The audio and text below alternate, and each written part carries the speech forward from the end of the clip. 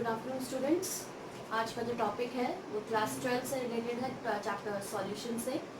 जो टॉपिक है आज का वो है कॉलिगेटिव प्रॉपर्टीज़। इससे पहले वाली वीडियो में मैंने कॉलिगेटिव प्रॉपर्टीज़ के 3 पार्ट्स डिस्कस किए थे, जो कि है आपके depression in freezing point, elevation in boiling point, relative lowering of vapour pressure. जो लास्ट कॉलिगेटिव प्रॉपर्टी है वो है ऑस्मोटिक प्रेशर, जो मैं आज आपके सामने डिस्कस करूँगी। कॉलिगेटिव प्रॉपर्टी में एक तो आपका osmotic pressure, osmosis, reverse osmosis and आपका जो लास्ट टॉपिक है that is the abnormal molar masses. वो टॉपिक आज इस वीडियो में मैं आपके सामने डिस्कस करूंगी। So let's start with the osmotic pressure और ऑस्मोसिस।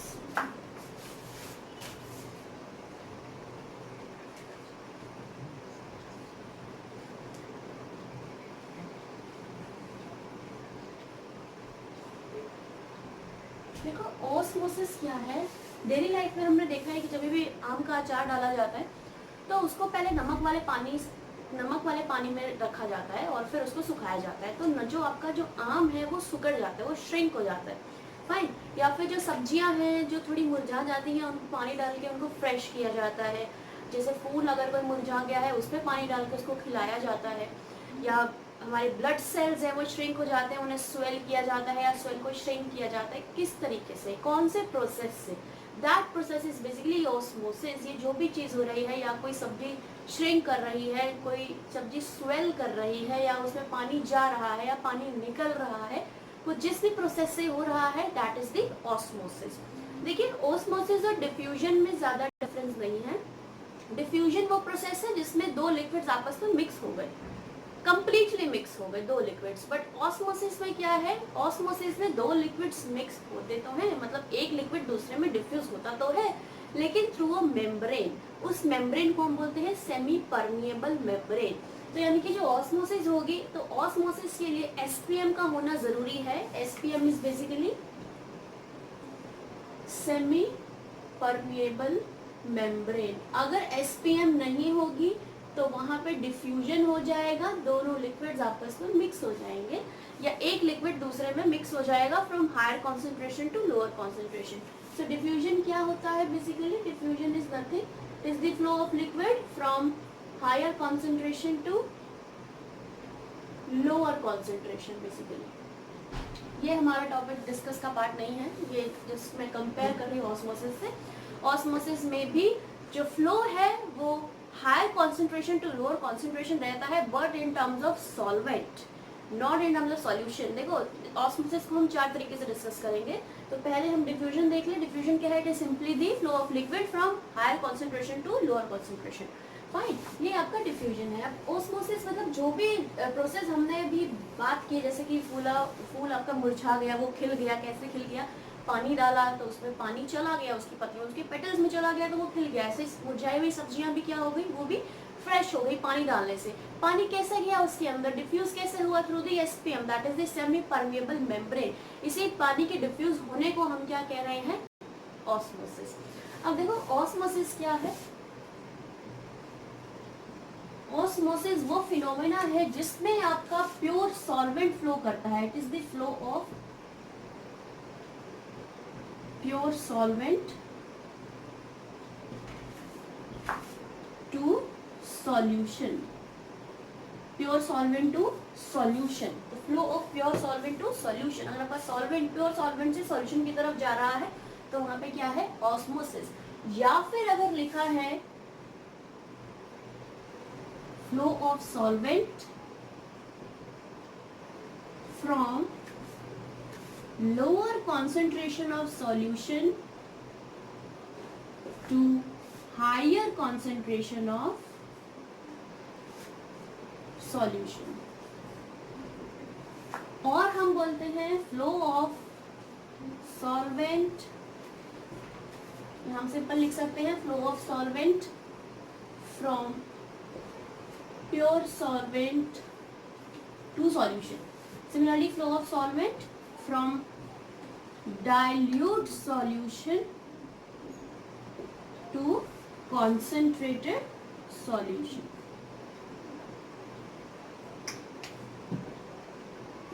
अगर हम strictly in terms of solvent की बात करें तो it is the flow of solvent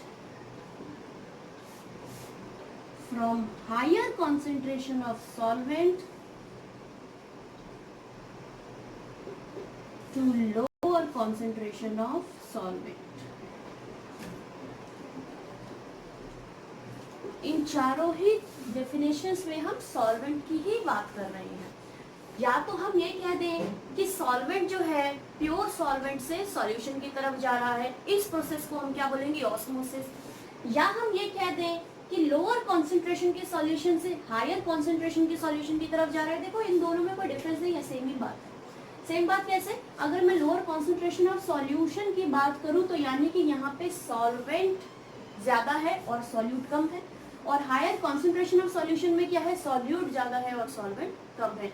यानी कि बात क्या हुई कि जो सॉल्वेंट है आपका वो हायर से लोअर की तरफ जा रहा है, मतलब जहां सॉल्वेंट ज्यादा है वहां से वो कम सॉल्वेंट की तरफ जाएगा। सिमिलरली यहाँ भी जहां सॉल्वेंट ज्यादा था कम सॉल्वेंट की तरफ जा रहा है, क्योंकि प्योर सॉल्वेंट का मतलब वहाँ कोई सॉल्यूट नहीं है, सॉल्यूशन का मतलब है वहाँ पे सॉल्यूट है, तो ज्यादा वाला सॉल्वेंट कम सॉल्वेंट की तरफ जा रहा है। यहाँ भी लोअर कॉन्सेंट्रेशन का मतलब है ज्यादा सॉल्वेंट, हायर कॉन्सेंट्रेशन मतलब कम सॉल्वेंट, ज्यादा से कम की तरफ जा रहा है।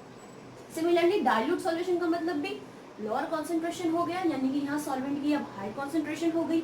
कॉन्सेंट्रेटेड सॉल्यूशन में जहाँ आप सॉल्वेंट की कम हो गई कॉन्सेंट्रेशन, तो अगेन यहाँ पे भी इन टर्म्स ऑफ सॉल्वेंट देखें तो हायर कॉन्सेंट्रेशन ऑफ सॉल्वेंट से लोअर कॉन्सेंट्रेशन ऑफ सॉल्वेंट की तरफ जा रहा है। सिमिलरली यहाँ तो लिखा ही है the flow of solvent from higher concentration of solvent to the lower concentration of solvent. अच्छा, इस चीज को हम सॉल्यूट की टर्म में भी बोल सकते हैं, that flow of solvent from higher concentration of solute to lower concentration of solute, इस तरीके से। फाइन, तो ये चार डेफिनेशन है ऑस्मोसिस की। तो ऑस्मोसिस क्या है कि आपके सॉल्वेंट का फ्लो होना lower concentration of solution to higher concentration of solution, और डाइल्यूट सॉल्यूशन से कॉन्सेंट्रेटेड सॉल्यूशन, कि आपका कोई भी सॉल्वेंट डाइल्यूट सॉल्यूशन से कॉन्सेंट्रेटेड सॉल्यूशन की तरफ अगर जा रहा है तो वहाँ पे जो प्रोसेस होगा वो होगा ऑस्मोसिस। और simply you can say that flow of solvent from higher concentration of solvent to the lower concentration of solvent. Basically कोई भी चीज़ हाई से लो की तरफ जाती है, वरना पॉपुलेशन ज़्यादा हो तो हम लेस पॉपुलेशन वाली जगह पे जाना चाहेंगे। सिमिलरली सॉल्वेंट भी अपने हायर पॉपुलेशन को छोड़ के लेस पॉपुलेशन की तरफ जाना चाहेगा। तो यहाँ भी हमने सॉल्वेंट की टर्म में लिखा, लेकिन सॉल्यूशन की टर्म में हम लिखेंगे lower concentration of solution to the higher concentration of solution. Fine, तो हम चारों डेफिनेशन में से कोई भी एक डेफिनेशन दिमाग में बिठा लें तो हमारे को ऑस्मोसिस समझना बहुत ही ईजी हो जाएगा, जैसे भी कन्वीनियंट लगे। तो ये सिंपल डेफिनेशन है आपकी ऑस्मोसिस की।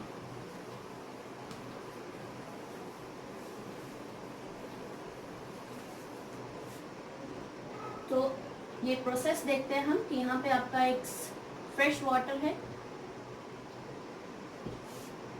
यहाँ हमने इसे ज्वाइन किया है नेक्स्ट बीकर से, जहाँ हमने सलाइन वाटर लिया है।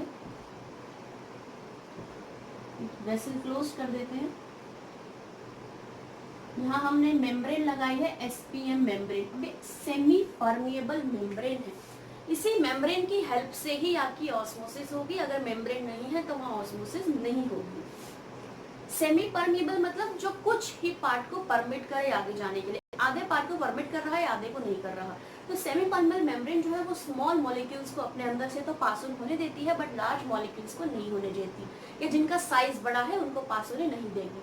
तो सॉल्वेंट में अगर वाटर की बात करें तो उसके मॉलिक्यूल का साइज इज वेरी स्मॉल, तो इस सॉल्वेंट को तो पास होने देगी, बट उसमें प्रेजेंट जो आयंस हैं या सॉल्यूट है या और कोई डस्ट पार्टिकल है या और कोई चीज़ प्रेजेंट है जो वाटर के साइज से बड़ी है या एसपीएम के पोर साइज से बड़ी है, बिकॉज एसपीएम उसी को ही पास करने देगा जिससे उसका पोर साइज मैच करता हो, अदरवाइज वो पास होने नहीं देगा। तो ये क्योंकि कुछ सेलेक्टिव चीज़ों को ही पास होने देता है, सेलेक्टिवली सॉल्वेंट को ही पास होने दे रहा है, और वो जो सेलेक्टिविटी है वो डिपेंड करती है एसपीएम के पोर साइज पे, कि उसके साइज के अकॉर्डिंग जो चीज़ पास हो सकती है वही उसमें से निकल जाएगी।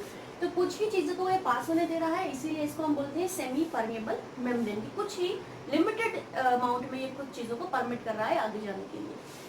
तो ये हमने यहाँ पे एसपीएम लगा दिया। तो एसपीएम जो है सॉल्वेंट को ही जाने देगा, सॉल्यूट को नहीं जाने देगा। अब क्योंकि एसपीएम सॉल्वेंट को ही जाने देता है, इसलिए हम इसकी डेफिनेशन सॉल्वेंट के टर्म में पढ़ते हैं, सॉल्यूट के टर्म में नहीं पढ़ते। अब यहाँ सलाइन वाटर है, यहाँ फ्रेश वाटर है। तो सलाइन वाटर की बात करें तो यहाँ तो नमक हो गया, तो सॉल्यूट आ गया। सॉल्यूट आने की वजह से इसकी कॉन्सेंट्रेशन जो है कैसी हो गई, हाई कॉन्सेंट्रेशन हो गई इन टर्म्स ऑफ सॉल्यूट। तो यानी कि हाई कॉन्सेंट्रेशन का सॉल्यूशन है और ये आपका, क्योंकि यहाँ सॉल्यूट है ही नहीं, फ्रेश वाटर है, तो ये लोअर कॉन्सेंट्रेशन का सॉल्यूशन है, या फिर आप इसको सिंपल बोल सकते हैं कि ये प्योर सॉल्वेंट है। और इन टर्म्स ऑफ सॉल्वेंट यहाँ बात करें तो यहाँ पे सॉल्वेंट की कॉन्सेंट्रेशन क्या होगी, कम हो गई, क्योंकि यहाँ सॉल्यूट आ गया, तो ये लो कॉन्सेंट्रेशन है इन टर्म्स ऑफ सॉल्वेंट। फाइन। और ये क्या है आपकी, ये हाई कॉन्सेंट्रेशन है इन टर्म्स ऑफ सॉल्वेंट। और सिंपल बात करें तो ये आपका डाइल्यूट सॉल्यूशन हो गया, क्योंकि यहाँ पे सॉल्यूट नाम मात्र है, तो this is very very very dilute solution, क्योंकि ये फ्रेश वाटर है और ये आपका कैसा हो गया, कॉन्सेंट्रेटेड सॉल्यूशन। तो अभी हमने ऑस्मोसिस की डेफिनेशन क्या बोली थी कि flow of solvent from dilute solution to concentrated solution. तो अगर हम डाइल्यूट से देखें तो डाइल्यूट से कॉन्सेंट्रेटेड सॉल्यूशन की तरफ आपकी जो सॉल्वेंट का है फ्लो होगा, यानी कि फ्रेश वाटर अब कहाँ जाना शुरू कर देगा, सेलाइन वाटर की तरफ। और अगर आप इन टर्म्स ऑफ सॉल्वेंट देखें तो सॉल्वेंट की टर्म में यहाँ पे हायर कॉन्सेंट्रेशन है और यहाँ पे लो कॉन्सेंट्रेशन है, तो आपका जो सॉल्वेंट है वो higher to low concentration travel करेगा इन टर्म्स ऑफ सॉल्वेंट, तो अगेन फ्रेश वाटर यहाँ जाने लग जाएगा। सब डेफिनेशंस के अकॉर्डिंग हम चेक कर रहे हैं। अब नेक्स्ट बोल रहा है लोअर कॉन्सेंट्रेशन ऑफ सॉल्यूशन यहाँ है, हायर कॉन्सेंट्रेशन यहाँ है सॉल्यूशन की टर्म में। तो सॉल्यूशन की टर्म में आपका जो फ्रेश वाटर है वो लोअर कॉन्सेंट्रेशन ऑफ सॉल्यूशन से हायर कॉन्सेंट्रेशन ऑफ सॉल्यूशन की तरफ जाएगा, यानी कि हर डेफिनेशन जो है इसी तरफ पॉइंट आउट कर रही है कि ये जो आपका वाटर है फ्रेश से सेलाइन की तरफ जाएगा। जहां पे भी सॉल्वेंट की concentration in terms of solvent अगर हम बात करते हैं हाई होगी, वो लो की तरफ जाएगा। अगर सॉल्यूशन के कॉन्सेंट्रेशन की बात कर रहे हैं तो लो टू हाई जाएगा, it means dilute to concentrated जाएगा, फाइन। या फिर pure solvent to impure, pure solvent to solution जाएगा। सिंपल हम इसको प्योर सॉल्वेंट टू सॉल्यूशन भी बोल सकते हैं, यानी कि अब वाटर, फ्रेश वाटर जो है किसकी तरफ जा रहा है, सेलाइन वाटर की तरफ जा रहा है। इस प्रोसेस को हम क्या बोलेंगे, osmosis, because there is a flow of solvent through a semi permeable membrane to solution. तो सॉल्वेंट सॉल्यूशन की तरफ जा रहा है through SPM, this process is known as the osmosis. अच्छा, अब ये प्रोसेस तब तक होता रहेगा जब तक इक्विलिब्रियम अटेन नहीं हो जाता, फाइन। जब इक्विलिब्रियम अटेन हो जाएगा ये प्रोसेस स्टॉप हो जाएगा। बट सपोज अगर इक्विलिब्रियम अटेन नहीं हुआ और मुझे इस प्रोसेस को रोकना है, तो मुझे इस प्रोसेस को रोकने के लिए एक एक्सटर्नल प्रेशर अप्लाई करना पड़ेगा। वो एक्सटर्नल प्रेशर मुझे सेलाइन वाटर पे अप्लाई करना पड़ेगा कि अगर मैं यहाँ पे इतना प्रेशर लगा दूं बाहर से कि मेरा ऑस्मोसिस स्टॉप हो जाए, इतना प्रेशर कि ऑस्मोसिस प्रोसेस ये स्टॉप हो जाए, उतने प्रेशर को जो ऑस्मोसिस के प्रोसेस को स्टॉप कर रहा है, उस प्रेशर को हम बोलते हैं ऑस्मोटिक प्रेशर। क्या बोलते हैं हमसे, ऑस्मोटिक प्रेशर। तो ऑस्मोटिक प्रेशर वो प्रेशर है जो ऑस्मोसिस के प्रोसेस को स्टॉप कर रहा है, बेसिकली रोक रहा है। तो हमने वो प्रेशर लगाना कहाँ पे है, सेलाइन वाटर के ऊपर लगाना है। तो जैसे ही हमने सेलाइन वाटर के ऊपर एक्सटर्नल प्रेशर इतना लगा दिया कि अब यहाँ से फ्रेश वाटर इस तरह फ्लो ही नहीं कर पा रहा, तो जब फ्रेश वाटर सेलाइन वाटर की तरफ फ्लो ही नहीं कर पाएगा तो ऑस्मोसिस क्या हो जाएगा, रुक जाएगा। तो बेसिकली ऑस्मोटिक प्रेशर वो प्रेशर है जो ऑस्मोसिस के प्रोसेस को स्टॉप कर देगा, फाइन। ऑस्मोसिस एक प्रोसेस है जिसकी वजह से solvent, pure solvent to solution जाता है, और ऑस्मोटिक प्रेशर वो प्रेशर है जो इस प्रोसेस को स्टॉप कर देता है। सो अब ऑस्मोटिक प्रेशर की अगर हम बात करें, देखो उस टाइम पे आपको टेम्परेचर वही देखना पड़ेगा जिस पे आप यूज कर रहे हैं, फाइन। जो टेम्परेचर वहाँ पे है उसी टेम्परेचर पे ऑस्मोटिक प्रेशर आप लगाएंगे, तो पर्टिकुलर टेम्परेचर पे आपकी ऑस्मोटिक प्रेशर की वैल्यू वही रहेगी। अगर आप टेम्परेचर चेंज कर देंगे तो सेम ऑस्मोटिक प्रेशर अब नहीं लगेगा, प्रेशर वेरी कर जाएगा। तो आपको टेम्परेचर का खास ध्यान रखना है कि वो कॉन्स्टेंट ही रहना चाहिए, फाइन। सबसे पहली बात, अब ऑस्मोटिक प्रेशर जो है उसको हम पाई से डिनोट करते हैं। इस ऑस्मोटिक प्रेशर को एक्सपेरिमेंटली हमने देखा है फॉर वेरी डाइल्यूट सॉल्यूशंस। अगर हम डाइल्यूट सॉल्यूशंस की बात करें, डाइल्यूट सॉल्यूशंस की टर्म्स में एक्सपेरिमेंटली हमने ये डिटरमाइन किया है या देखा है कि जो आपका ऑस्मोटिक प्रेशर है वो डिपेंड करता है कॉन्सेंट्रेशन पे, और ये डिपेंड करता है टेम्परेचर पे। तो it means your osmotic pressure depends upon concentration and the temperature, and this concentration is basically the molarity. ये मोलैरिटी नहीं है, ये मोलैरिटी है कि आपका ऑस्मोटिक प्रेशर मोलैरिटी पे डिपेंड करता है, फाइन। अगर मैं इस प्रोपोर्शनल साइन को हटा दूं तो यहाँ पे आपका लगेगा gas constant R, which is universal gas constant, आपका R लगेगा प्रोपोर्शन हटा के, तो it means your osmotic pressure is equals to CRT concentration R and T, तो R तो कांस्टेंट है आपका. So pi is a colligative property. अब पाई और ऑस्मोटिक प्रेशर कॉलिगेटिव प्रॉपर्टी क्यों है? क्योंकि ये किस पे डिपेंड कर रही है? मोलारिटी पे या कॉन्सेंट्रेशन पे, किसके? सॉल्यूट के. तो concentration basically in terms of solute निकलता है n by v. This n by v is nothing, this is the number of moles of solute divide by volume of solution into R into T. It means अब ये पाए जो है इसका relation हम number of moles of solute के respect में देख रहे हैं. तो पाए आपका नंबर पे डिपेंड कर रहा है सॉल्यूट की. अगेन डेमोक्रेटिक प्रॉपर्टी हो गई, ये कॉलिगेटिव प्रॉपर्टी होगी क्योंकि ये नंबर पे डिपेंड कर रही है ना कि नेचर पे. सो बेसिकली वो प्रॉपर्टी जो नंबर पे डिपेंड करे उसे हम कॉलिगेटिव प्रॉपर्टी बोलते हैं. तो ये आपकी जो ऑस्मोटिक प्रेशर है ये भी कॉलिगेटिव प्रॉपर्टी है. अब इसका एप्लीकेशन ये है कि हम यहाँ से भी मोलर मासेज आपके निकाल सकते हैं. कैसे? Pi is equals to W by M, this is the molar mass, into 1 by V, volume litre में होगा, अगर नहीं तो ऊपर 1000 आएगा, R इंटू T. तो अगर मैं मोलर मास यहाँ M ले जाऊँ तो आपका फॉर्मूला होगा W by pi into 1 by V which is in litre into R into T. ये आपका मोलर मास निकालने का फॉर्मूला होगा ऑस्मोटिक प्रेशर की हेल्प से. अब देखो ऑस्मोटिक प्रेशर या फिर जो ऑस्मोसिस है, बेसिकली ये जो प्रोसेस है ये बेस्ट मेथड है आपका मोलर मासेस निकालने का. किसके रिगार्डिंग? बायोमोलिक्यूल्स के रिगार्डिंग. अगर हमें पॉलीमर्स का निकालना है, प्रोटीन्स का मोलर मास निकालना है या हमें बायोमोलिक्यूल्स का मोलर मास निकालना है, तो उस केस में हम ऑस्मोटिक प्रेशर की कॉलिगेटिव प्रॉपर्टी को यूज करते हैं. अब ऐसा क्यों? ऐसा इसलिए क्योंकि जो आपका ऑस्मोटिक प्रेशर है वो हम रूम टेम्परेचर पे निकाल सकते हैं. तो इसकी एडवांटेज क्या है? हम इसकी कुछ एडवांटेजेस पढ़ते हैं. Advantages of using pi for determining molar mass. तो पहली एडवांटेज ये है कि ये जो हम ऑस्मोटिक प्रेशर है इसको हम एट रूम टेम्परेचर भी निकाल सकते हैं. We can calculate osmotic pressure at room temperature. Second चीज ये है कि जो मैग्नीट्यूड है ऑस्मोटिक प्रेशर का is very large for dilute solutions. मतलब अगर सॉल्यूशन कितना भी डाइल्यूट क्यों ना हो, उस केस में भी ऑस्मोटिक प्रेशर की कुछ ना कुछ वैल्यू आती है और वो भी लार्ज मैग्नीट्यूड में. देखिए बाकी कॉलिगेटिव प्रॉपर्टीज में अगर हम डाइल्यूट सॉल्यूशन लें तो हो सकता है कि वो वैल्यू आए ही ना. उन जो भी चेंज आया है बेसिकली, अगर हम एलिवेशन इन बॉइलिंग पॉइंट की बात करें या डिप्रेशन इन फ्रीजिंग पॉइंट की बात करें, सपोज हम किसी डाइल्यूट सॉल्यूशन के लिए निकालना चाहते हैं वेरी कि कितना चेंज आ रहा है उसके डिप्रेशन या एलिवेशन में, तो हो सकता है वहाँ हमें नजर ना आए वो चीज़. बट ऑस्मोटिक प्रेशर के केस में ऐसा नहीं है कि यहाँ अगर आप डाइल्यूट सॉल्यूशन भी ले लें बहुत ज़्यादा तो भी ऑस्मोटिक प्रेशर की वैल्यू जो है वो लार्ज मैग्नीट्यूड में आती है, मतलब वो बड़ी आती है वैल्यू. तो वैल्यू अगर बड़ी आ रही है तो इजीली हम मोलर मासेस कैलकुलेट कर सकते हैं एक्यूरेटली. फाइन. तो पहला तो ये है कि हम ऑस्मोटिक प्रेशर को रूम टेम्परेचर पे कैलकुलेट कर सकते हैं. हमें ज़्यादा एक्सपेरिमेंटल सेटअप करने की जरूरत नहीं है, मतलब टेम्परेचर बढ़ाने या घटाने की जरूरत नहीं है, ये रूम टेम्परेचर पे हो सकती है.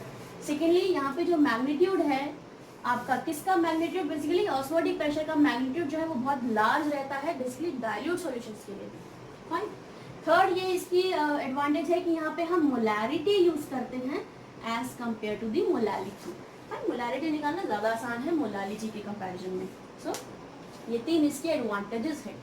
तो अब क्योंकि इसका डाइल्यूट सॉल्यूशंस के लिए भी मैग्नीट्यूड बहुत बड़ा आता है और ये रूम टेम्परेचर में भी हो सकता है, इसीलिए यहाँ पे जो मोलर मासेज हैं बेसिकली ये जो मेथड है ये बायोमोलिक्यूल्स के मोलर मास निकालने के लिए बेस्ट सूटेबल मेथड है. बायोमोलिक्यूल्स लाइक आपका हो गया proteins, polymers, DNA, RNA, all these are biomolecules. So उनका हम इजीली यहाँ पे मोलर मास निकाल सकते हैं. क्योंकि अगर हम प्रोटीन्स की बात करें या फिर हम पॉलीमर्स की बात करें, कुछ प्रोटीन्स ऐसे हैं जो हाई टेम्परेचर पे स्टेबल नहीं रहते हैं या कुछ की सॉलिबिलिटी बहुत पुअर है. तो ये सब चीज़ें देखते हुए अगर हम देखें तो osmotic pressure is the best method to calculate the molar masses for the biomolecules. So यही एडवांटेज है. अब ऑस्मोटिक प्रेशर के बाद कुछ इस ऑस्मोसिस में टर्म्स यूज होती हैं जैसे कि आइसोटोनिक सॉल्यूशन. अब ये आइसोटोनिक सॉल्यूशंस क्या हैं? अगर मैं दो सॉल्यूशंस की बात करूं, suppose this is solution A and this is solution B. अगर ए का जो ऑस्मोटिक प्रेशर है सपोज पाई ए है और बी का ऑस्मोटिक प्रेशर पाई बी है, अगर दोनों के ऑस्मोटिक प्रेशर इक्वल हो जाए, दोनों सॉल्यूशंस के ऑस्मोटिक प्रेशर इक्वल हो जाए, तो उस केस में हम इन सॉल्यूशंस को बोलेंगे आइसोटोनिक सॉल्यूशंस। तो आइसोटोनिक सॉल्यूशंस वो सॉल्यूशंस हैं जहाँ पे आपकी दोनों सॉल्यूशंस की ऑस्मोटिक प्रेशर इक्वल हो। तो अगर ये इक्वल है और इन बीकर्स को हम ज्वाइन कर दे थ्रू एसपीएम, तो यहाँ पे ऑस्मोसिस अब नहीं होगी। मैंने इस बीकर को बंद कर दिया, क्लोज कर दिया, बेसिकली ये बंद कर दिया मैंने बीकर्स, और इनको थ्रू एसपीएम अगर कनेक्ट कर दिया जाए तो थ्रू एसपीएम यहाँ पे अब नो ऑस्मोसिस होगी। क्यों? क्योंकि दोनों का ऑस्मोटिक प्रेशर सेम है। इसके बाद एक टर्म आती है हाइपरटोनिक सॉल्यूशंस। अब हाइपरटोनिक सॉल्यूशंस के बारे में समझाने से पहले मैं इसका एक एग्जांपल दूंगी, उससे आपको बेटर समझ में आएगा कि हाइपरटोनिक सॉल्यूशंस कैसे हैं। देखिए, हमारे ब्लड के अंदर जो ब्लड सेल्स हैं उसके अंदर फ्लूइड प्रेजेंट रहता है। वो जो फ्लूइड है उस फ्लूइड को हम बोलते हैं that is equal to 0.9% NaCl solution. वो फ्लूइड जो है 0.9% सोडियम क्लोराइड सॉल्यूशन है, इसको हम नॉर्मल सेलाइन वाटर भी बोलते हैं। नॉर्मल सेलाइन वाटर यानी कि हमारे ब्लड में जो फ्लूइड प्रेजेंट है that fluid is sodium chloride solution. कितना परसेंट? 0.9%। तो इसी नॉर्मल सेलाइन वाटर को हम लोग अपनी बॉडी में वेन्स के थ्रू इंजेक्ट भी करवा सकते हैं, that is safe for us. देखो कई जगह जो कई बार जब ड्रिप लगती है तो हमारी बॉडी में 0.9% नॉर्मल सेलाइन वाटर चढ़ाया जाता है। क्यों? क्योंकि that is safe for us, क्योंकि हमारी ब्लड सेल्स के अंदर जो फ्लूइड प्रेजेंट है उसकी कॉन्सेंट्रेशन यही है, दैट इज 0.9% NaCl सॉल्यूशन। तो सपोज अब ब्लड के अंदर आपकी जो कॉन्सेंट्रेशन हुई सॉल्ट की वो 0.9% NaCl सॉल्यूशन हुई। तो मैंने एक चाइना डिश में या एक बीकर के अंदर सपोज, चलो चाइना डिश ले लेते हैं, चाइना डिश के अंदर हमने ब्लड सेल्स ले लिए। हम ऐसा मान लेते हैं कि हमने चाइना डिश के अंदर ब्लड सेल्स ले लिए। चलो China dish is not semi permeable membrane, मैंने क्या किया, पोटैटो लिया। देखो पोटैटो इज ए वेजिटेबल, जो आपकी सेमी परमेबल मेम्ब्रेन है वो मेम्ब्रेन आपकी वेजिटेबल ओरिजिन की भी हो सकती है, एनिमल ओरिजिन की भी हो सकती है। एनिमल ओरिजिन की बात करें तो जो पिग्स ब्लैडर है उसके अंदर प्रेजेंट है। ये सिंथेटिक भी हो सकती है लाइक सेलोफेन और like cellulose acetate. Fine, cellulose acetate भी आपकी एक सेमी परमेबल मेम्ब्रेन है। तो हमें इस प्रोसेस को करने के लिए एक सेमी परमेबल मेम्ब्रेन की जरूरत पड़ेगी। तो मैंने क्या किया, मैंने पोटैटो लिया और उसको अंदर से खाली कर दिया। मतलब बाहर से तो उसका कवर है, अंदर से पोटैटो मैंने एम्प्टी कर दिया। तो पोटैटो की शेप सपोज इस तरीके से हो गई। ये पोटैटो था, मैंने इसे पहले पील किया और पील करने के बाद इसके अंदर का जितना भी वो था गुद्दा था वो मैंने इसको निकाल दिया through by use of knife और वॉट एवर आप यूज करके यहाँ से आपने पोटैटो बाकी निकाल दिया। तो पोटैटो है तो बट इतनी बाउंड्री पे है, तो यानी कि यहाँ पे सेमी परमेबल मेम्ब्रेन है जो वेजिटेबल ओरिजिन की है। सपोज अब मैंने इसके अंदर ब्लड सेल्स रख दिए। क्या है यहाँ पे मेरे पास? Blood cells. अब इसी पोटैटो को मैंने प्लेस कर दिया एक बीकर के अंदर जहां पे सेलाइन वाटर की कॉन्सेंट्रेशन 0.9% से ज्यादा है। क्या है? 0.9% से ज्यादा है। मतलब मैंने इस ब्लड सेल को ऐसे पानी में रखा जहां पे NaCl सॉल्यूशन या नॉर्मल सेलाइन वाटर की जो कॉन्सेंट्रेशन है वो 0.9% से ज्यादा है, और जो पोटैटो के अंदर मैंने रखा है वो 0.9% है। यानी कि बाहर का जो कॉन्सेंट्रेशन है वो 0.9% से ज्यादा हुआ, तो बाहर कैसा हो गया? बाहर कैसा हो गया? सॉल्यूशन कॉन्सेंट्रेटेड हो गया। क्यों? 0.9% से ज्यादा होने का मतलब है सॉल्यूट का अमाउंट बढ़ गया, और अगर सॉल्यूट का अमाउंट बढ़ गया तो कॉन्सेंट्रेशन क्या हो गई? ज्यादा हो गई। ज्यादा होगी तो सॉल्यूशन कैसा हो गया? हाई कॉन्सेंट्रेशन का सॉल्यूशन हो गया। अब इसके कंपैरिजन में, बाहर वाले के कंपैरिजन में अंदर वाले की जो कॉन्सेंट्रेशन है वो लो है, क्योंकि वो कितनी है? 0.9। तो ब्लड सेल वाले की कॉन्सेंट्रेशन कैसी हो गई? लो। तो लो कॉन्सेंट्रेशन का सॉल्यूशन हो गया। और बाहर कैसा हो गया? हाई कॉन्सेंट्रेशन का। क्यों? क्योंकि बाहर 0.9% से ज्यादा है। अब अगर ऑस्मोसिस की बात करें तो अब वाटर जो कि यहाँ पे अगर सॉल्वेंट एक्ट कर रहा है वो क्या करेगा? क्या वो ब्लड सेल से बाहर आएगा या ब्लड सेल के अंदर चला जाएगा? तो अगर हम ऑस्मोसिस की डेफिनेशन को दोबारा याद करें तो ऑस्मोसिस में हमने पढ़ा है that is the flow of solvent from lower concentration of solution to higher concentration of solution. अब लोअर कॉन्सेंट्रेशन क्या है? अंदर। हायर कॉन्सेंट्रेशन क्या है? बाहर।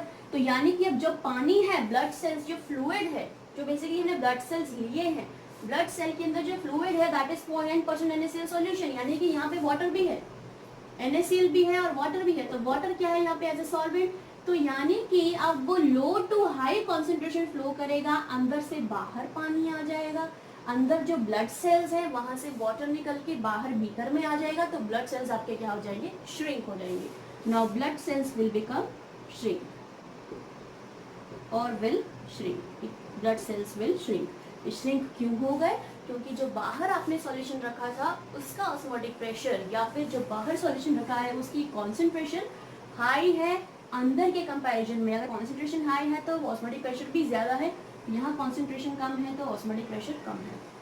फाइन, तो लो कॉन्सेंट्रेशन ऑफ सॉल्यूशन से वो हायर कॉन्सेंट्रेशन ऑफ सॉल्यूशन की तरफ वो चला गया, तो अब आपके ब्लड सेल्स क्या हो जाएंगे, श्रिंक हो जाएंगे।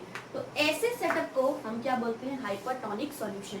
ऐसे सॉल्यूशन जहाँ पे कोई चीज श्रिंक हो जाए, तो जहाँ श्रिंक हो रही है चीज वहां पे हाइपरटोनिक सॉल्यूशन है। फाइन, अब नेक्स्ट है आपका एक term that is the hypotonic solution. पहले हमने हाइपर पढ़ा था, हम हाइपो पढ़ेंगे। हाइपोटोनिक सॉल्यूशन में भी हमने सेम सेटअप लिया, अगेन हमने पोटैटो पील किया, इसके अंदर हमने ब्लड सेल्स रख दिए और इसको एक बीकर में रख दिया। अब बीकर के अंदर जो वाटर है उसकी कॉन्सेंट्रेशन 0.9% से कम है, इससे कम है, 0.9% से कम है। अब अंदर कितनी कॉन्सेंट्रेशन थी, 0.9%, क्योंकि हमने नॉर्मल सलाइन वाटर लिया है, ब्लड सेल्स लिए हैं नॉर्मल। अब यहाँ जब कॉन्सेंट्रेशन 0.9% से वाटर की कम हो गई तो यहाँ पे अब लो कॉन्सेंट्रेशन का सॉल्यूशन हो गया, और अंदर कैसा हो गया, हाई कॉन्सेंट्रेशन का सॉल्यूशन। यहाँ लो कॉन्सेंट्रेशन क्यों हुआ, क्योंकि 0.9% से कम हो गया यहाँ वाटर, मीन्स अब यहाँ पे सॉल्यूट कम है और अंदर इसके कंपैरिजन में सॉल्यूट ज्यादा है। यानी कि अगर ये 0.9 है तो ये 0.8, 0.7, 0.6 कुछ भी हो सकता है, बट 0.9 नहीं होगा, ये 0.9 से कम है। तो नाउ अंदर वाला इज हाई कॉन्सेंट्रेशन, बाहर वाला is low concentration in terms of solution. ये सॉल्यूशन की टर्म्स में बात कर रही हूँ मैं। तो अगेन डेफिनेशन के अकॉर्डिंग जो आपका सॉल्वेंट है वो लोअर कॉन्सेंट्रेशन ऑफ सॉल्यूशन से हायर कॉन्सेंट्रेशन ऑफ सॉल्यूशन की तरफ फ्लो करेगा। यानी कि अब पानी जो है बीकर से पोटैटो के अंदर आ जाएगा और आपके ब्लड सेल्स जो है वो स्वेल कर जाएंगे। पहले श्रिंक कर गए थे, अब क्या कर जाएंगे, स्वेल, क्योंकि पानी अब by using the SPM of potato beaker से ब्लड सेल्स के अंदर जा रहा है। तो अगर ब्लड सेल्स के अंदर जा रहा है तो आपके ब्लड सेल्स क्या हो जाएंगे, ब्लड सेल्स विल स्वेलो। देखो वैसे हमें पोटैटो यूज करने की जरूरत नहीं थी क्योंकि आपके ब्लड सेल के अंदर भी SPM रहता है, बट कोई नहीं, हमने पोटैटो यूज किया है एज ए मीडियम कि हमने ब्लड सेल्स को थोड़ा अलग रखने के लिए उसको पोटैटो में डाल दिया। बट पोटैटो के पास भी अपने एक सेमी परमेबल मेम्ब्रेन है और ब्लड सेल के पास भी अपनी सेमी परमेबल मेम्ब्रेन है। तो इसको किसी भी तरीके से समझे, हमें बस कॉन्सेंट्रेशन की टर्म में देखना है कि कहाँ कॉन्सेंट्रेशन ज्यादा है और कहाँ कॉन्सेंट्रेशन कम है। तो again low to high travel करके आपके ब्लड सेल्स जो है वो स्वेलो हो जाएंगे। तो ये आपका हाइपोटोनिक सॉल्यूशन का एग्जाम्पल हुआ।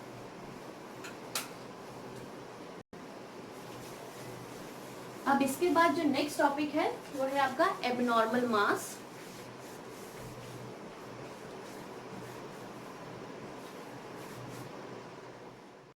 तो अब ये एबनॉर्मल मोलर मास क्या है बेसिकली, देखिए एबनॉर्मल मोलर मास जो हमने मोलर मास कैलकुलेट किया है using the qualitative property, 4 qualitative properties, कोई भी like elevation in boiling point, depression in freezing point, relative lowering in vapour pressure और द ऑस्मोटिक प्रेशर, इन चारों क्वालिटेटिव प्रॉपर्टीज को use करके जो हम कैलकुलेट कर रहे हैं मोलर मास, समटाइम्स एक्सपेरिमेंटली ये ऑब्जर्व हुआ है कि वो एक्यूरेटली नहीं आता, मतलब वो ट्रू वैल्यू से मैच नहीं होता। अब अगर वो ट्रू वैल्यू से मैच नहीं हो रहा तो मोलर मास कैसा हो गया, एबनॉर्मल मोलर मास। तो एबनॉर्मल मोलर मास वो मोलर मास है जो ट्रू वैल्यू से मैच नहीं हो रहा, फाइन, और नॉर्मल मोलर मास वो है जो ट्रू वैल्यू से मैच हो गया है।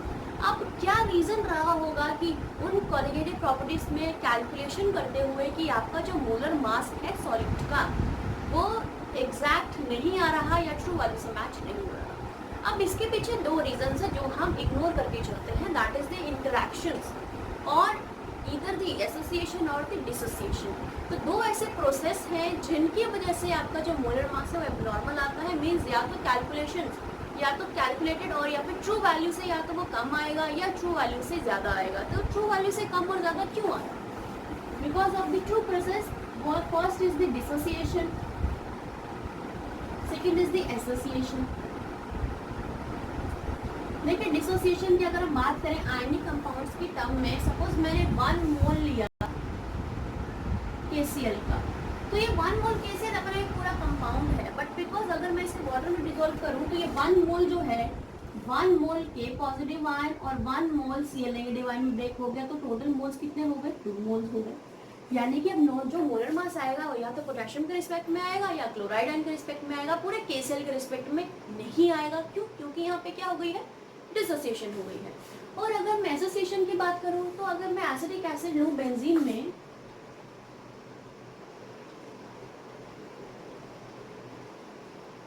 तो जब भी आप एसिटिक एसिड लेंगे बेंजीन में तो एसिटिक एसिड की डाइमराइजेशन हो जाएगी। डाइमराइजेशन मतलब अब पहले अगर मैं इसे बेंजीन में ना लूं तो ये एक मॉलिक्यूल है, बेंजीन में लेते ही डाइमराइज हो गया थ्रू हाइड्रोजन बॉन्डिंग। क्या? किसकी वजह से? हाइड्रोजन बॉन्डिंग की वजह से डाइमराइज हो गया, यानी कि अब एक मॉलिक्यूल ना हो गए, ये 2 मॉलिक्यूल हो गए हैं। दोनों मॉलिक्यूल ने आपस में बॉन्डिंग कर ली है थ्रू हाइड्रोजन बॉन्ड्स। सो अब ये एक की नहीं, यहाँ 2 मॉलिक्यूल हो गए। अब यहाँ पे आपका यहाँ पे बेसिकली आपके 2 मॉलिक्यूल्स जो है वो एक मॉलिक्यूल बना रहे हैं और यहाँ पे एक मॉलिक्यूल आपका 2 मॉलिक्यूल बना रहे हैं। डिसोसिएशन में एक से ज्यादा हो रहे हैं, एसोसिएशन में एक से आधा हो रहा है या फिर वो कम हो रहा है। तो ये यानी कि डाइमराइज का मतलब है अगर मैं 2 मॉलिक्यूल लूं एसिटिक एसिड के,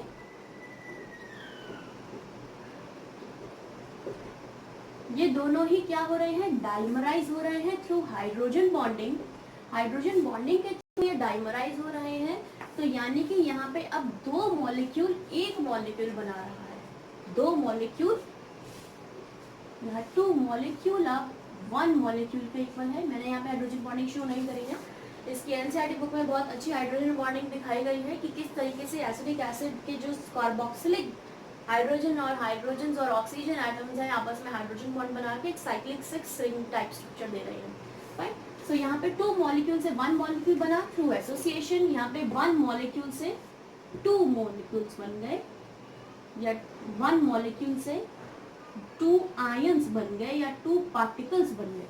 फाइन, तो यहाँ पे क्या है? डिसोसिएशन है एसोसिएशन। क्योंकि हम डिसोसिएशन और एसोसिएशन को इग्नोर करके चलते हैं, इस वजह से कुछ कंपाउंड्स के रिस्पेक्ट में, लाइक आयनिक कंपाउंड्स की बात करें ना, कोवलेंट या ऑर्गेनिक कंपाउंड्स की बात करें, उस केस में क्या कभी डिसोसिएशन हो जाती है, एसोसिएशन हो जाती है, जिसकी वजह से मोलर मास वहाँ पे ट्रू वैल्यू से मैच नहीं करके या तो उससे ज़्यादा रहता है या कम रहता है।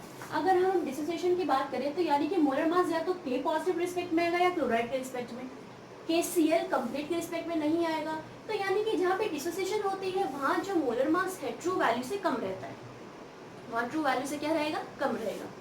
और एसोसिएशन के केस में जहाँ पे 2 मॉलिक्यूल ने एक मॉलिक्यूल बना दिया, तो यानी कि अब जो मोलर मास यहाँ निकलेगा वो एक मॉलिक्यूल का नहीं निकलेगा, वहाँ 2 का एक साथ निकलेगा। तो एसोसिएशन के केस में जो आपका मोलर मास है वो ट्रू वैल्यू से ज्यादा आता है। फाइन, डिसोसिएशन में ट्रू वैल्यू से कम आता है, एसोसिएशन में ट्रू वैल्यू से ज्यादा आता है, मोलर मास आता है। फाइन, अब इस चीज को ओवरकम करने के लिए वेन टॉफ साइंटिस्ट आया। वेन टॉफ ने 1880 में वेन टॉफ आया,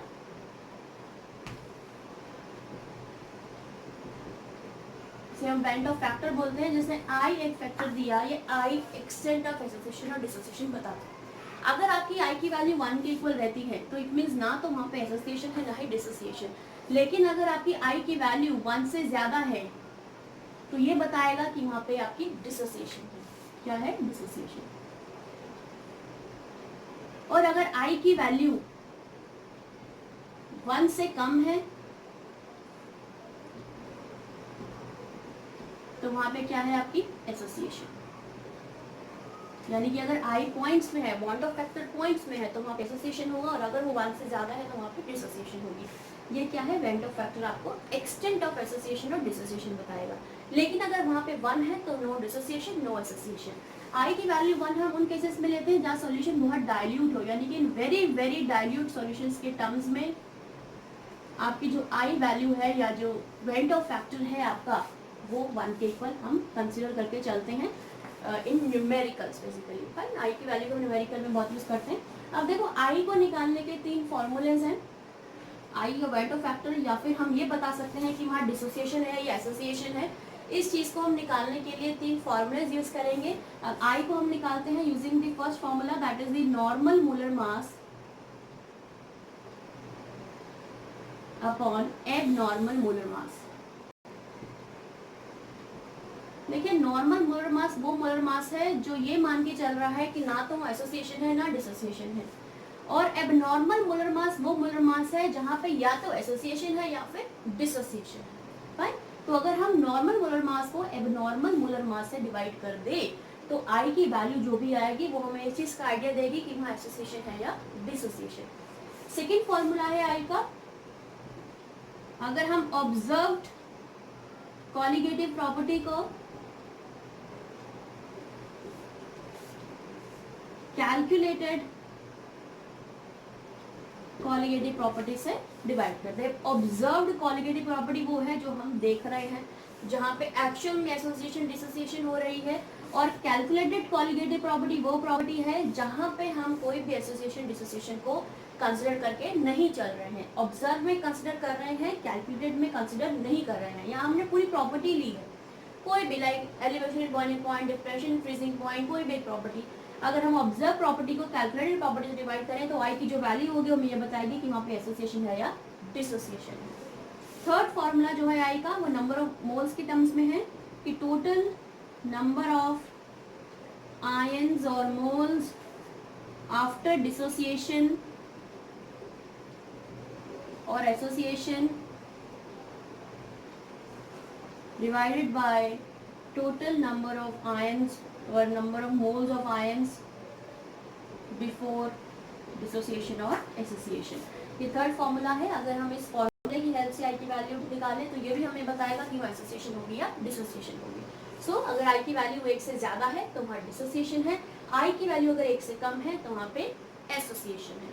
फाइन, सो ये था आपका एबनॉर्मल मोलर मास से रिलेटेड टॉपिक। तो यानी कि अब जितनी भी कॉलिगेटिव प्रॉपर्टी है आप उनके आगे आई की वैल्यू जरूर लगाएंगे। फॉर एग्जांपल जैसे हमने पढ़ा था osmotic pressure that is equal to CRT, ये उस कंडीशन में है जब वहाँ पे ना तो एसोसिएशन हो ना डिसोसिएशन। अगर एसोसिएशन डिसोसिएशन है तो वहाँ हो जाएगी ICRT।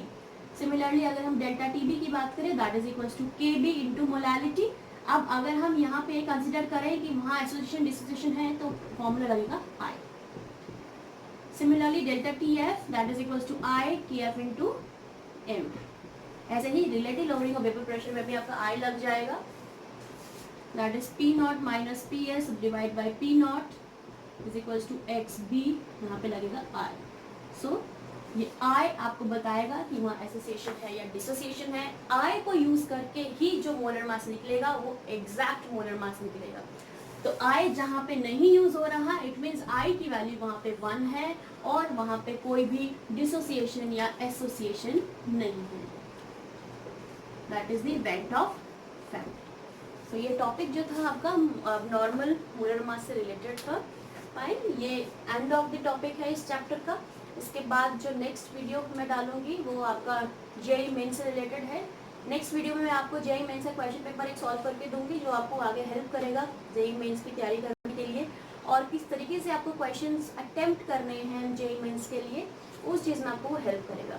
So till then stay tuned to my channel.